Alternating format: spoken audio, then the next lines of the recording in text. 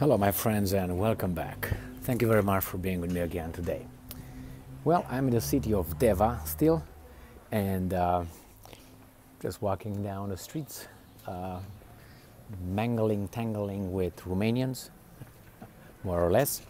And now that I'm allowed again to post videos after a day and a half of being banned for a certain kind of reason, I appealed it and miracle. Now I'm back in business. They granted my appeal, something I didn't expect. That's why I was very nasty in my appeal. I mean, telling the truth, but you know, telling it the way it is, and basically, and it worked or something. I don't know. I don't know. I told them to read the dictionary, use their frontal lobe, and that's about it. And I know they're after me, so I don't know. Let's see. I got an article here from the New Voice of Ukraine. It's very interesting because the Ukrainians claim that they will start using long-range drones and possibly hit Moscow. And they will name the drone program after a German something. German, not that guy. Not by the whatever you, let's see. Let's read this article, which is, as I said, from the New Voice of Ukraine. And the title is, Ukraine to launch long-range strike drones.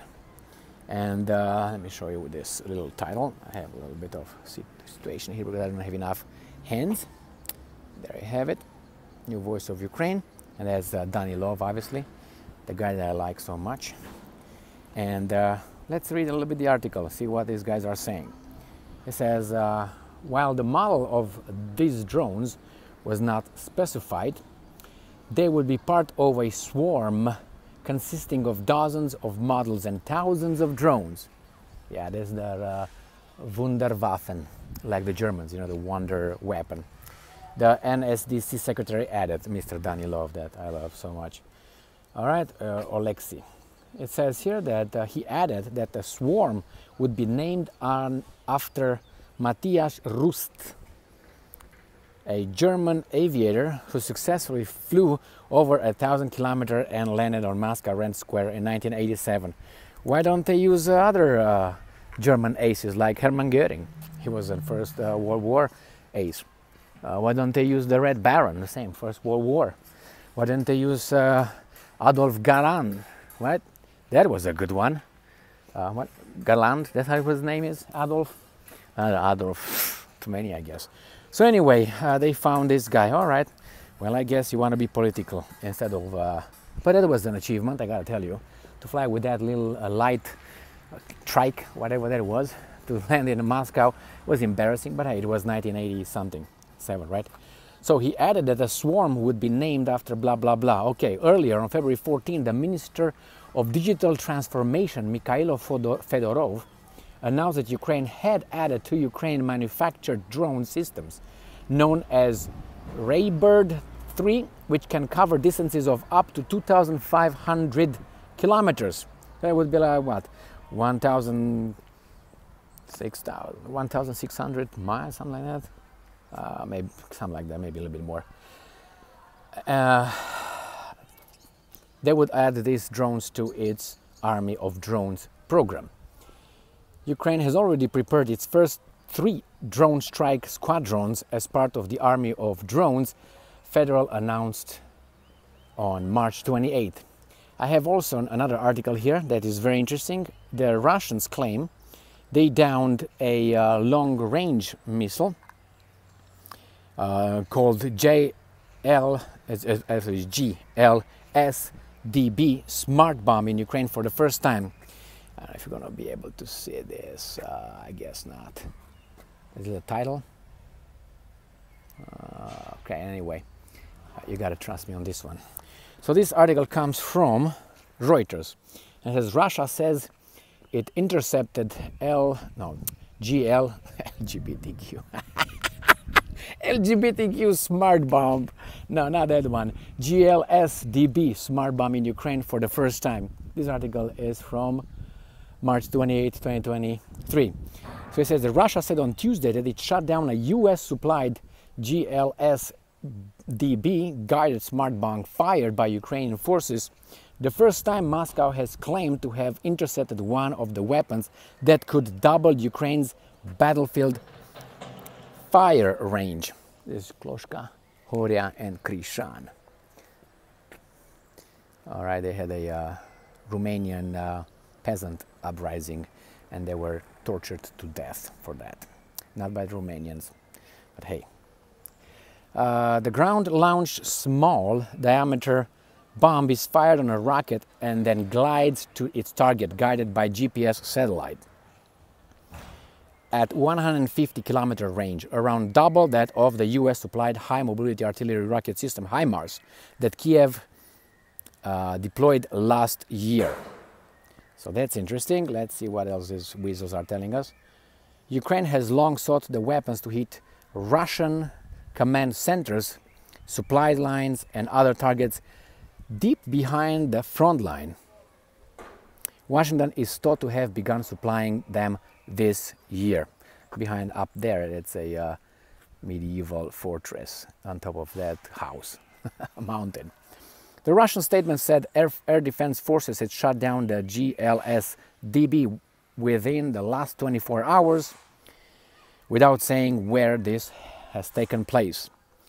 Widespread deployment of the GLSDB could put far more on Russia's supply lines in eastern Ukraine within striking distance and force Moscow to move its supplies and ammunition depots further from the front lines. Yeah, that's a thing.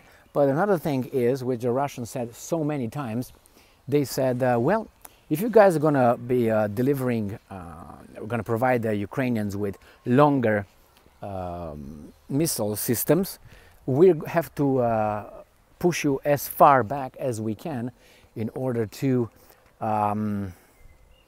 make sure that you are incapable of hitting our territory.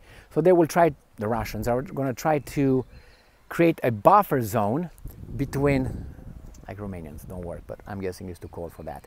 And they will try to create a buffer zone, the Russians, where it's going to be demilitarized if they can. So far they can't even cover whatever they want to cover, but hey, things take time. Even God bought, yeah, that too.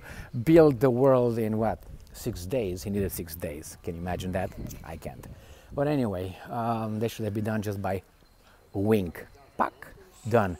So this is the Museum of Civilization, Dacic and Roman. So this is a beautiful balcony over there. Beautiful architecture. Sometimes it's too bad all this is populated. If you know what I mean. I mean, man, we are just a piece of, you know, destroyed stuff. But this is in good shape. I'm impressed. And one thing that I realized about Romanians is that they, I don't like, is that they are capable of building stuff. They're very, very intelligent, very, you know, sneaky. The thing is, they have a problem with maintaining it. So in Romania, if you see a business and the business has a how do you call it? Some advertising or whatever, some neon lights, you know, saying this is the business, and one of those neons are, you know, runs out, or they're going to take months or more to replace those. Maybe I'm falling my back live.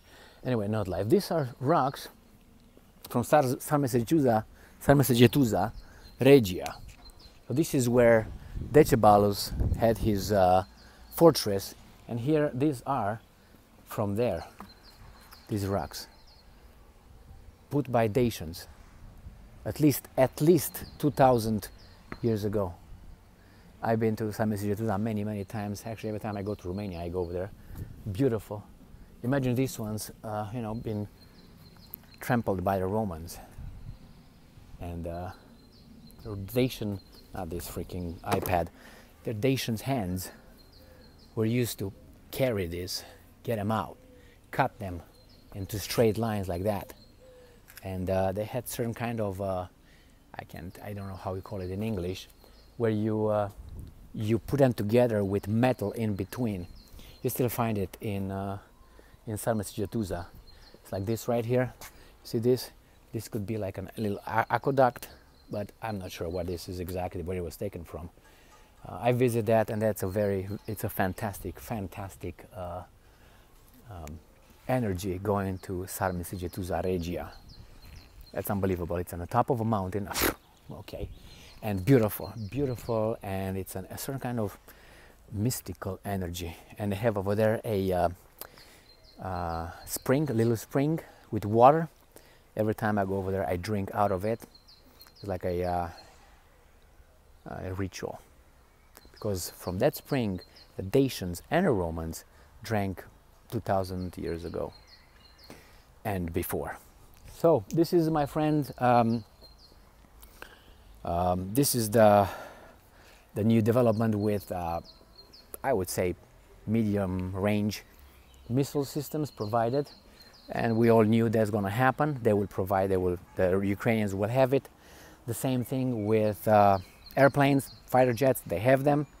I think that the volunteers, back there, the fortress, the volunteers also are over there under certain kind of names, and I'm assuming they are not really volunteers, but hey, we're going to find that later when we want to have some courageous investigators going over there and finding things out, and I will not be surprised whatsoever to find that out. Already, you know, when they kill someone, they say, oh, he's a Pole volunteer. Psst. Okay, but he served in the military. So, yeah, but all the Poles serve in the military. Yeah, yes and no. You know, under these circumstances, they all, oh, he was an ex-Marine. Everybody's an ex-boyfriend, ex-wife, as whatever, ex-lady of the night or something. Anyway, my friends, I have a good time here. I'm so much surrounded by historical things, and those rocks over there, touching them is just the feeling that you are there with them. Thank you very much for being with me again today. Stay strong, stay smart, look for the truth, and be just, my friends. See you in a minute.